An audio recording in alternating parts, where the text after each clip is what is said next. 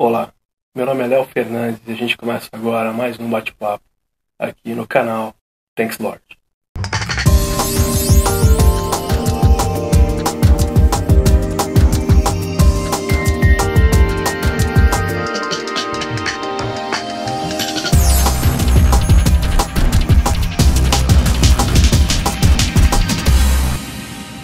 Na pauta de hoje eu separei um assunto bem bacana.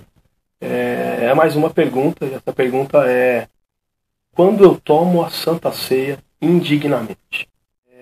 Como de costume, a gente sabe que muitas igrejas elas comemoram a Santa Ceia num determinado dia do mês, enfim, e algumas até todos os domingos, enfim, a cada celebração. O fato é que existem alguns irmãos que ficam de fora da Santa Ceia. Esses irmãos que ficam de fora da Santa Ceia ficam de fora por quê? Ou porque eles não participaram de algum ritual que precede a Santa Ceia, né? Algum curso, algum evento, enfim. De qualquer forma, são pessoas que teoricamente não estão aptas a tomar a Santa Ceia. Você pode estar achando isso um absurdo, mas isso existe e existe até hoje.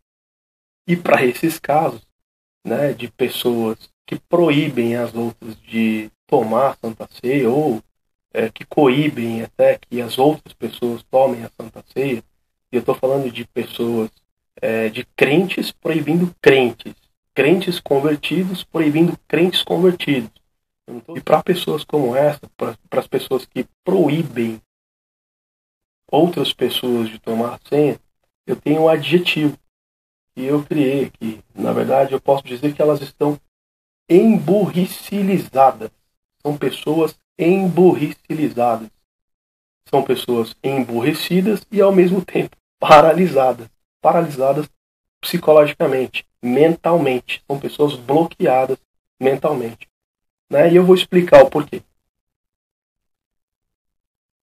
Lá em 1 Coríntios, que é a base, na verdade, de toda essa paralisia mental, a gente vai encontrar o seguinte texto. Abre aspas. Por isso, aquele que comer o pão ou beber o cálice do Senhor indignamente será o réu do corpo e do sangue do Senhor. Fecha aspas. Sem dúvida, é um texto que apresenta aí, que levanta uma bandeira de alerta, né? Vamos dizer assim, poxa, então tem alguém que vai tomar a ceia indignamente. Tem alguém que está tomando a ceia indignamente. Mas perceba que a proposta de Paulo não é o calvinismo, não é o arminianismo. A proposta de Paulo, quando ele ensina a gente a tomar a ceia dignamente, é o evangelho. O Paulo está dizendo o seguinte, é que para a gente praticar a graça, que é para a gente praticar a comunhão, que é para a gente praticar o amor incondicional. E não é para praticar a proibição. Então, a gente tem que perceber e ser sensível o suficiente e entender o que Paulo de fato está dizendo. Você que é crente, convertido aí, me diz uma coisa. Existe algum ser humano digno que diga, eu posso tomar a ceia dignamente, estou tranquilo, não tenho pecado, me examinei, me olhei, não tenho pecado nenhum, estou tranquilo? É óbvio que não. Todas essas coisas acontecem pela misericórdia do Senhor. O grande negócio que Paulo está ensinando é que a gente se una como um corpo, que no meio da igreja não haja divisão. Se você olhar o contexto, que começa em 1 Coríntios 17 e vai até 34, e não ficar repetindo, igual papagaio de pirata, que tudo que ouve fica repetindo sem sequer tomar consciência do que é realmente de fato, ou o que está acontecendo naquela ocasião, ou seja, deixa para lá o contexto, pega uma frase de todo o texto bíblico, de toda a ideia que Paulo está apresentando, e numa única frase coloca a sua interpretação de forma ignorante, né, de forma humana, carnal. Então eu quero te dizer o seguinte, que Paulo, ele ensina, ele faz um alerta para as pessoas que estavam celebrando cada um da sua forma. Esse alerta é a respeito de classes sociais. Tinha um que celebrava de um jeito, o outro celebrava de outro. E as pessoas não estavam unidas. Então, esse examinar está ligado à questão anterior. Ou seja, examinar-se da forma que está praticando, participando daquela ação de graça. Para você não pecar, para eu não pecar contra o outro irmão. Então, quando a gente toma a nossa ceia pensando e julgando o outro irmão, né, a gente está pecando contra Deus. Não é só contra o irmão e, consequentemente, contra Deus. Paulo nos chama para examinar a seriedade do Evangelho. O quanto eu, de fato, estou relacionando, melhor dizendo, com o outro irmão.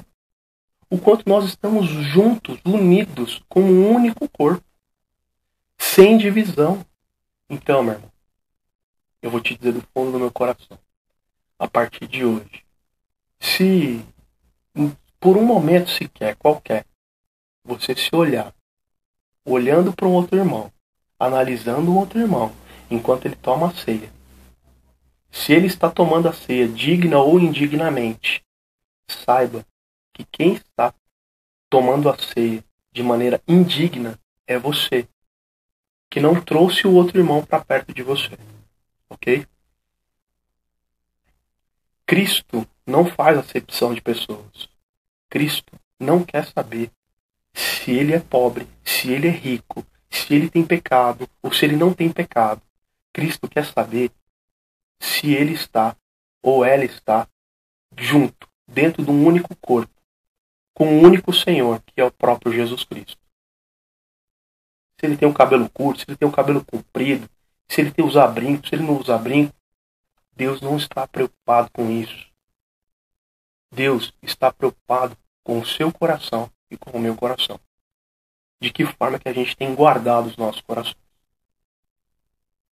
Perceba que quando você toma uma atitude de pré-julgar o irmão ou a irmã que está tomando uma ceia, junto com os outros irmãos, você pode estar cometendo, ou melhor, você pode estar tomando a ceia indignamente.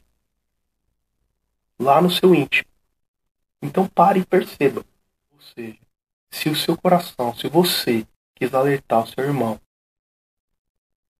de não tomar a ceia, achando que ele está em pecado, ou tendenciando, entendendo, acreditando que aquela pessoa está em pecado, ou seja, você coibiu essa pessoa, proibiu, coibiu, enfim, o que quer que seja, pare agora. Porque você está julgando o próximo. Não faça isso.